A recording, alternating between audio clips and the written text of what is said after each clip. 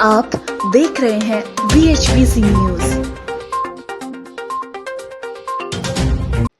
नमस्कार, स्वागत है आपका। मेरा नाम है विपिन बेबाक, मेरे साथ मेरे सहयोगी सादाब रिजवी। धन्यवाद। सपा के राष्ट्रीय अध्यक्ष अखिलेश यादव ने निजीकरण को लेकर भाजपा सरकार पर निशाना साधा है। अखिलेश यादव ने कहा है कि भाजपा सरकार सरकारी संस्थाओं का निजीकरण करके नौकरियां और आरक्षण खत्म करने की साजिश कर रही है। केंद्र की भाजपा सरकार ने कई सरकारी संस्थाओं को निजी हाथों में सौंपा है। अब उसी रास्ते पर चलते हुए उत्तर प्रदेश भी निजीकरण को बढ़ावा दे रही है। सपा अध्यक्ष ने कहा है कि भाजपा सरकारें पूंजीपतियों के लिए काम करती हैं।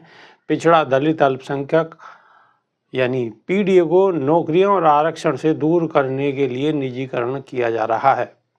प्रदेश सरकार पूर्वांचल और दक्षिणांचल विद्युत निगम को निजी हाथों में देने पर आमदा है। निजीकरण की आड़ में अरबों की संपत्तियां पूंजीपतियों को देना चाहती है। देश और प्रदेश की जनता भाजपा के इस षड्यंत्र को जान चुकी है।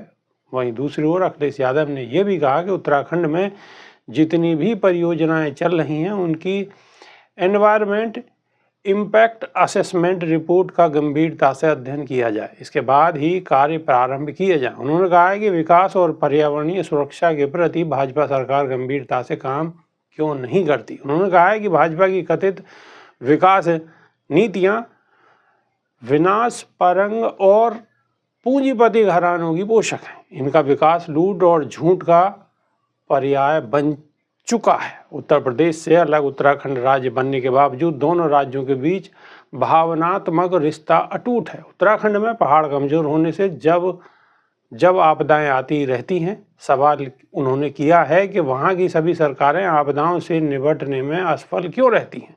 यह भी कहा है कि उत्तराखंड की हर आपदा के समय समाजवादी पार्टी मदद के लिए हाथ बढ़ाने में आगे रही है।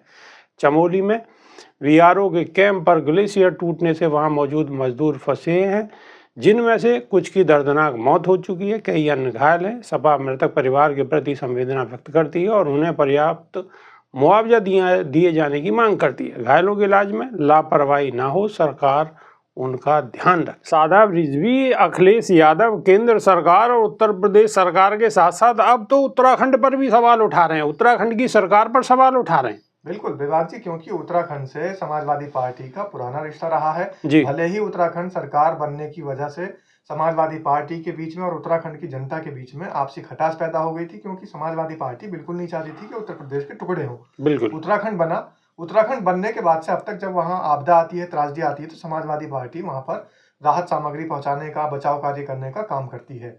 लेकिन वहाँ की जनता समाजवादी पार्टी को पसंद नहीं करती, क्योंकि समाजवादी पार्टी को इसलिए पसंद नहीं करती, वो देखती है कि जब जिस टाइम उत्तर प्रदेश से कटकर उत्तराखंड बना था तो यही पार्टी विरोध कर रही थी।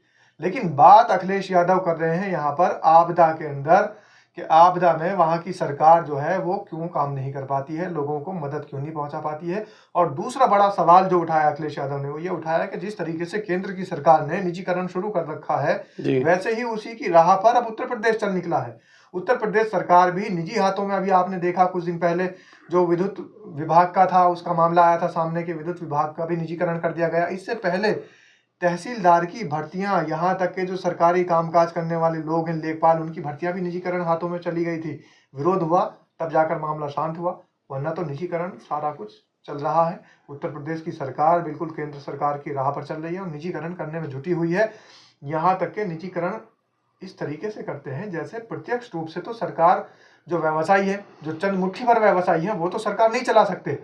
जो व्यापारी हैं, अंबानी हो, अडानी हो, मैं सीधा सीधा नाम ले देता हूँ, ऐसे लोगों को अगर सरकार चलाने को दी जाए तो जनता बिल्कुल भी इस बात के लिए कभी भी तैयार नहीं होगी।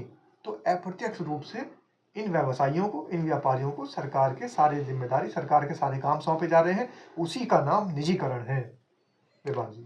बिल्कुल, सादाब रिजवी ने भी सीधा सीधा जो अखिलेश यादव कह रहे हैं उनकी बात को ही आगे बढ़ाया है कि सरकार पीछे के रास्ते से कहीं ना कहीं बड़े बड़े बिजनेसमैन, जो बड़े बड़े उद्योग घराने हैं, उनको फ़ायदा पहुंचाने के लिए उनका काम कर रही है और इससे आम जनता के लिए कोई लाभ होने वाला नहीं है। तो आपकी इस बारे में क्या राय है, कमेंट के माध्यम से रख सकते हैं। हमें इंतज़ार रहेगा, नई वीडियो में फिर रूबरू होंगे। बहुत बहुत शुक्रिया, नमस्कार, धन्यवाद। रोज की ताज़ा खबरें सुनने के लिए सब्सक्राइब करें BHPC न्यूज चैनल। साथ ही रोज के नोटिफिकेशन जानने के लिए दबाएं बेल आइकन। साथ ही हमें अपनी राय देने के लिए हमारी वीडियो पर कमेंट करके बताएं और वीडियोस को लाइक और शेयर करना बिल्कुल ना भूलें।